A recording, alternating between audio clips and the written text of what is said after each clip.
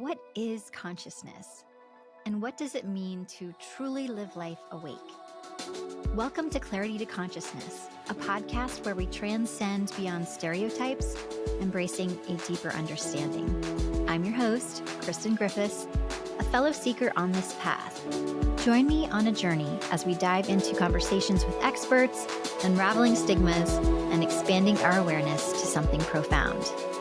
This is your invitation to open your mind with me as together we bring clarity to the fascinating complexities of human consciousness. Welcome back to Clarity to Consciousness, the show where we explore and clarify the vast and often mysterious terrain of human consciousness. I'm your host, Kristen Leigh Griffiths. Well, today is my very first solo episode. Yes, it took me a while to get here. And why is it?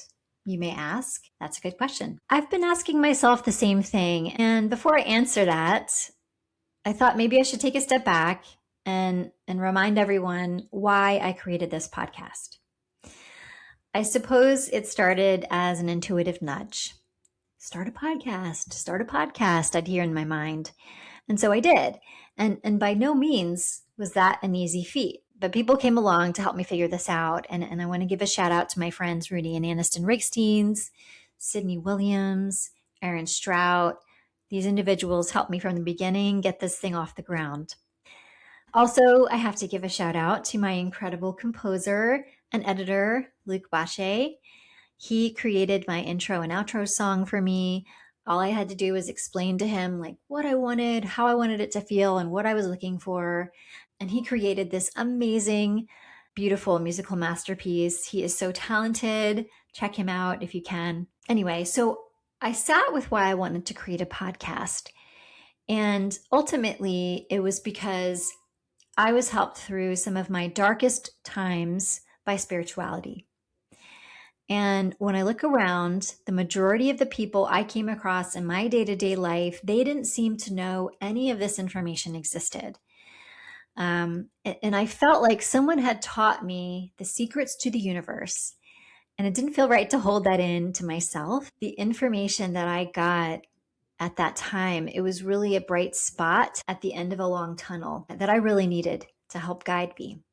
It was really the helping hand to help me out of the pit because I was in a dark place.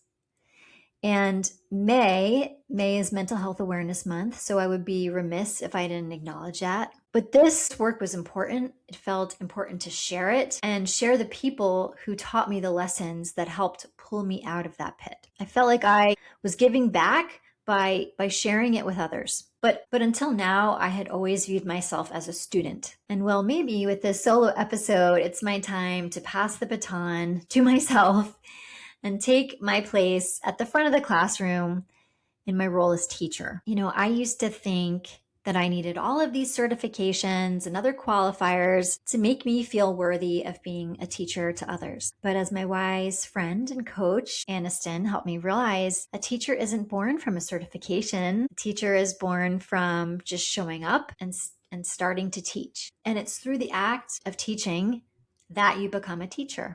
So for example, I think it's safe to say I'm a podcaster now, but I never got a podcaster certification. I just started doing it. And this example helped me realize that teaching is very much the same way. So I'm showing up here today to teach you and share with you some valuable things that I've learned recently. And here's the thing. If I come forward and share something with you, I want you to know that this is coming from my own personal experience. And my intention is for this to be rooted in something that I've done myself or experienced myself that I can bring my own lens to. And so with that being said, if an idea is supposed to come forward through you and you won't allow it, the universe will find another way or another human to bring that knowledge forward. I've actually heard stories of the artist Prince.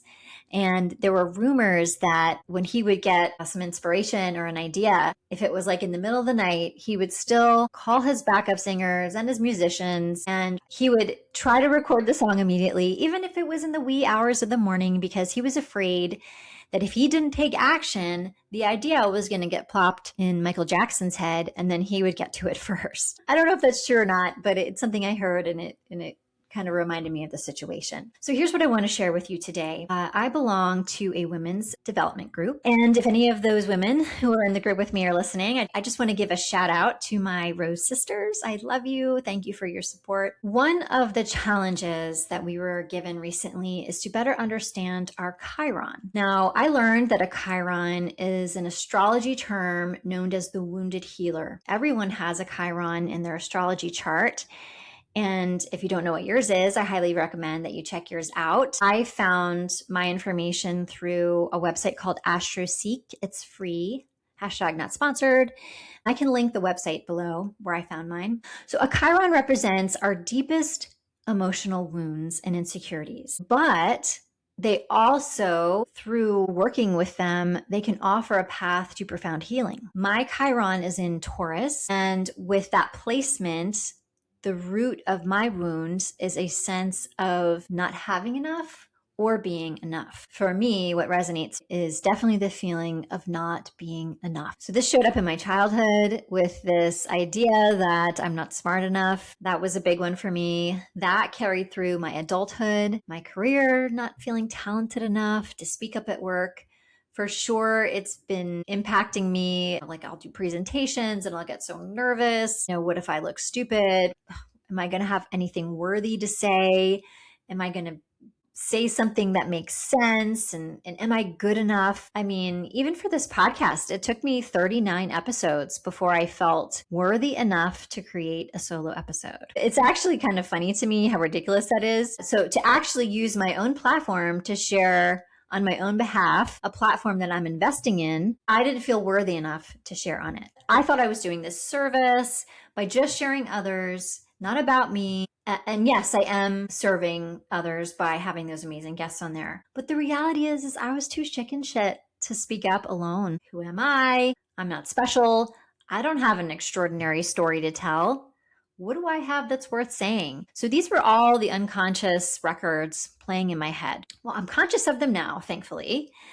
And the beauty of confronting my Chiron is that there's this immense potential for spiritual growth, healing through service, reflection. And by tending to our inner worlds, we can become a quiet source of light for others. And when we acknowledge and embrace our pain with kindness, we open the door to healing, and not only for ourselves, but for others as well.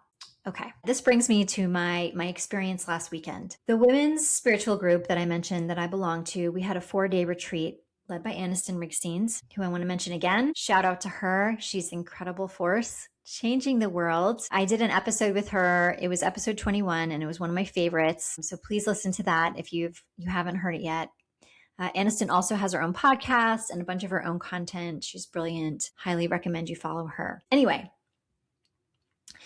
so we were at this retreat. It was incredible. And I'll tell you, it really reinvigorated me. And I want to be honest about something. You may have noticed that my pace in releasing podcast episodes had slowed down a bit. And the reason is I was getting burned out. But more than that, the light inside me was starting to dwindle. That darkness was starting to creep back in that I had mentioned before. And this retreat was extremely healing for me. One of the many incredible things we did on this trip was to learn best practices with speaking with our guides, or in other words, our team of angels that's with us, loved ones, ascended masters, other beings of light who are supporting us from the other side, guiding us on this journey of life. That's what I believe in anyway. So we connected with these beings through the form of something called automatic writing. So essentially, automatic writing is when you connect with beings and you ask your own personal consciousness and in your mind to step aside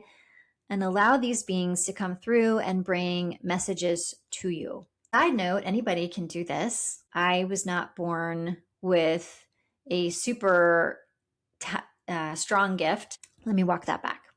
We're all born with gifts, but my gift to connect to the other side, I wouldn't necessarily say it's extraordinary, but I am working on it and I'm getting better.